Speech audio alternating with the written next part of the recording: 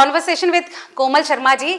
हम आज बात करने वाले हैं डिसिप्लिन के बारे में कि आप अपने बढ़ते उम्र के बच्चों को डिसिप्लिन कैसे करें, क्योंकि ये अपने आप में एक बहुत बड़ा चैलेंज है, उनको कुछ भी समझाना और उनसे कुछ भी करवा लेना।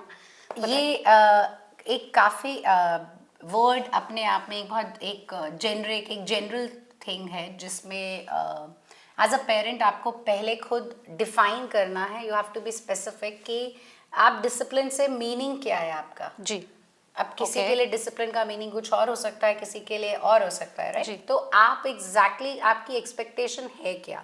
पहले जब आपकी वो एक्सपेक्टेशन डिफाइंड है और पूरे घर की वही एक्सपेक्टेशन है, इसमें ये भी हो जाता है कभी कभी कि पापा तो बोल रहे हैं कि बच्चा इट्स ओके अगर बच्चा रात के 11 बजे तक मेरे साथ टीवी देख रहा है, because that's their bonding time. वहाँ पे मदर का एक्सपेक्टेशन ये है कि वो 9 o'clock सो जाए। सो यहाँ पे ये भी एक बहुत ज़रूरी चीज़ है कि पूरी फैमिली उसी चीज़ में बिलीव करती हो, और उन्होंने एक, जब हम बात करते हैं डिसिप्लिन की, which we call as boundaries, एक बाउंड्रीज बनाई हुई हैं उन्होंने, एक रूल सेट किया हुआ है फैमिली के लिए कि अगर हमारे घर में बच्चे हैं, इस एज ग्रुप के बच्चे हैं, तो एज अ फैमिली हम क्या चाहते हैं उनके लिए बाउंड्रीज सेट करना, and everyone has to be on the same page. अब फादर अगर कुछ और बोलेंगे, मदर कुछ और बोलेगी, तो it is not going to happen anyways. So discipline या और सेटिंग बाउंड्रीज के लिए आप पहले डिसाइड कीजिए, be on the same page with the whole family, because that matters a lot कि all the adults in the house should speak one language. इसके बाद आप ये जब डिसाइड कर लेते हैं कि आप क्या बच्चे को करवाना चाहते हैं, देन आपको बनाना अपने खुद को भी वैसा बनाना पड़ेगा। आपको एक रोल मॉडल बनना पड़ेगा, बच्चे के सामने वही चीज़ें करनी होगी जो आप उनसे करवाना चाहते हैं, जिस तरीके से आप चाहते हैं कि वो बात करें, जिस तरह की लैंग्वेज वो घर में यूज़ करें या बाहर यूज़ करें। सो सेम लैंग्वेज आपको पहले खुद यूज़ करके दिखानी है। बिल्कुल ऐसा नहीं कि मैंने आज से डिसाइड किया है कि मैं आज से बच्चे के लिए बाउंड्री सेट कर रही हूँ, तो बच्चा कल से सीख जाना चाहिए। मतलब अगर मदर्स खुद शाउट कर रही हैं, बच्चों के ऊपर चिल्ला रही हैं, तो ना चाहते हुए भी बच्चे के जहन में वो बात बैठ जाती है और वो कहीं ना कहीं उस तरीके को अपनाने लगता है। वो नॉर्मलाइज करते हैं, उनको लगता है ये तो नॉर्मल तरीका है बात करने का, ये तो नॉर्मल है। उसको ये नहीं पता चलेगा कि वो चीज़ गलत है, क्योंकि उसके पेरेंट्स वो कर रहे हैं। Yes, in like various things, बच्चा जनरली चीज़ें पहले घर पे देख रहा है, चीज़ें घर पे हो रही हैं, अपनी इमीडिएट एनवायरनमेंट में देख रहा है, सोसाइटी में देख रहा है, तब जाके बच्चे की पर्सनालिटी में वो चीज़ें दिखने लग जाती हैं। सो नीड नॉट नेसेसरी कि मदर ही शाउट करे, it can be anybody, but yes. सो अगर आप एक अच्छा उनको एक एनवायरनमेंट नहीं देते जहाँ वही चीज़ें उन्हें दिख रही हैं जो आप उनको सिखाना चाहते हैं, तो वो सिर्फ पढ़ाई करके वो चीज़ें नहीं सीखेंगे।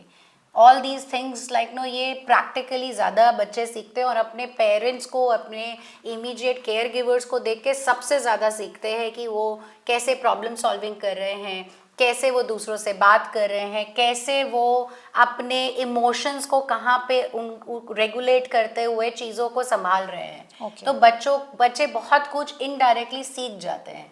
अगर आप चाहते हैं कि बच्चा 9 बजे सो जाए, तो पूरे घर को कहीं ना कहीं सारी एक्टिविटीज़ बंद करनी पड़ेगी, एंड 8 बजे से ट्रांजिशन शुरू करना पड़ेगा, तब जाके बच्चा 9 बजे सो पाएगा। क्योंकि यूजुअली क्या होता है कि पेरेंट्स 1-1 बजे सो रहे हैं, हम चाहते हैं कि बच्चा हमारा 9 बजे सो जाए, तो वो that is not possible. And वो बच्चा सो भी जाएगा, दैट बच्चा will have a disturbed sleep और समथिंग, बिकॉज कुछ ना कुछ एक्टिविटी घर पे हो रही है, और बच्चे को हमेशा यही लगेगा कि मुझे डिफरेंटली कुछ बोला जा रहा है जो बाकी लोग नहीं कर रहे हैं। और छोटी सी बात है कि आजकल इतने बड़े घर नहीं होते कि वो स्पेस उसको मिल सके कि वो एक साउंड स्लीप ले सके, या एब्सोल्युटली। एंड आप अगर खुद देखें तो अगर मैं ये बोलती हूँ कि मेरा बच्चा टैब पे नहीं होना चाहिए, मोबाइल पे नहीं होना चाहिए, टीवी नहीं देख रहा होना चाहिए, तो पहले मुझे वो हटाना होगा।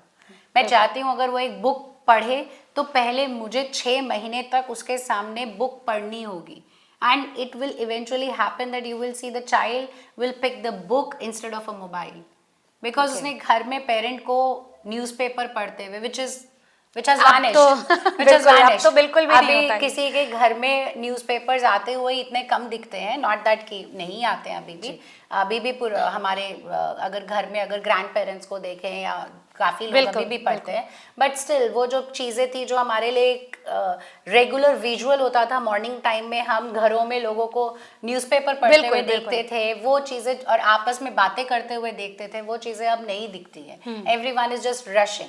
तो बच्चे को भी यही समझ आता है वो कि बैठ के कोई चीज़ पढ़ना, कॉन्वर्जेशन करना, ये सब चीज़ें हमें पहले घर में उसको दिखानी पड़ेंगी, तब जाके वो बच्चे के पार्ट ऑफ लाइफ बनेगा कि yes this is also something which we can do.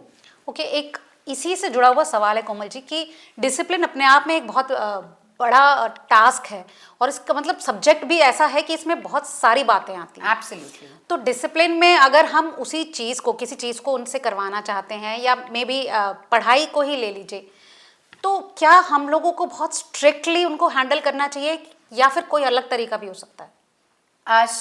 देखिए, कोई भी पर्टिकुलर चीज़ को स्ट्रिक्ट तो मुझे समझ नहीं आता कि हाउ यू कैन बी। कभी कभी हम कहते हैं ना कि लातों के भूत बातों की बात नहीं समझते। देखिए, वो सिचुएशन तब आ रही है जब आप टाइम से उस चीज़ को प्लान नहीं कर रहे।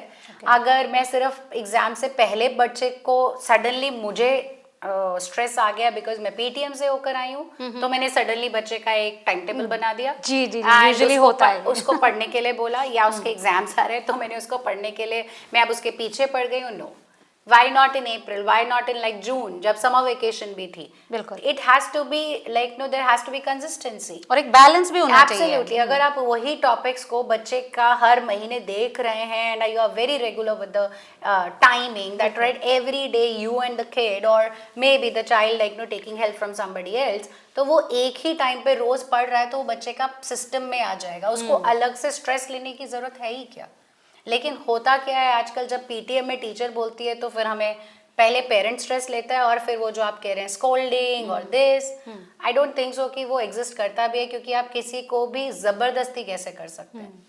और बच्चे आजकल इतने सेंसिबल हो गए हैं और सेंसिटिव भी हो गए हैं, तो आप उनसे ज़बरदस्ती कोई चीज़ करवाने के बजाय मेरे ख्याल में उनके साथ बैठकर आप उस पर ज़्यादा अच्छे से एक्सप्लेन कर सकते हैं कि उनके साथ बैठकर उन चीज़ों को एक्सप्लेन किया जाए। देखिए, वही वाली बात आ जाती है कि आप खुद एज अ पेरेंट कितने प्रिपेयर्ड हैं चीज़ों के लेके, उनकी लाइफ स्किल्स को लेके, उनकी सोशल नीड्स को लेकर, उनकी एजुकेशन नीड्स को लेके। अगर आप पहले से प्रिपेयर्ड रहेंगे तो आपको ये सारे चीज़ों के में चैलेंजेस नहीं आएंगे।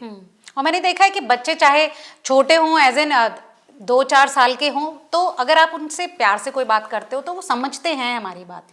यस, तो यही बात आ जाती है कि you have to keep consistency even the way you talk. आज मैं प्यार से बात कर रही हूँ क्योंकि मेरे पास आज टाइम है। कल मुझे मीटिंग में जाना है और बच्चे को कुछ पर्टिकुलर चीज़ की नीड है, तो आज मैंने उसके ऊपर शाउट कर दिया।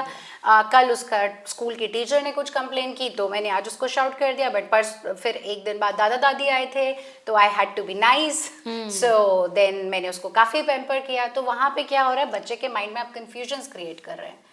सो ये बहुत ज़रूरी है, पहले आप अपने खुद के स्ट्रेस को आइडेंटिफाई करें एज अ पेरेंट, कि आप कितना अपना स्ट्रेस एंड अपनी जो टाइम आपके पास कम है उसकी वजह से आप उससे एक्सपेक्टेशन रख क्या रहे हैं। तो बहुत खूबसूरत आपने एक्सप्लेनेशन दिया पूरा डिसिप्लिन वाले कॉन्सेप्ट का। आई होप कि आप लोगों को भी अभी तक आइडिया हो गया होगा कि किस तरीके से हम अपनी जो ये चैलेंजिंग हमारे लिए हो जाता है टास्क, बच्चों को से बात करना या उनको डिसिप्लिन करना, वो अब तक आपके सवालों का जवाब आपको मिल गया होगा। अगर आपके भी कुछ ऐसे सवाल हैं पेरेंटिंग को लेकर तो प्लीज़ राइट टू अस, हमें कॉमेंट बॉक्स में बताइए या हमें लिखिए, हमारे नंबर पर आप अपने सवाल भेज सकते हैं। और ऐसे ही आने वाले एपिसोड्स में भी हम आपके पेरेंटिंग से रिलेटेड सवाल लेते रहेंगे और अच्छे अच्छे टॉपिक्स पर बच्चों के भी सब्जेक्ट्स को उठाएंगे। तो आज के लिए धन्यवाद और देखते रहिए रिपोर्टर जी। कोमल जी बहुत बहुत शुक्रिया। Thank you.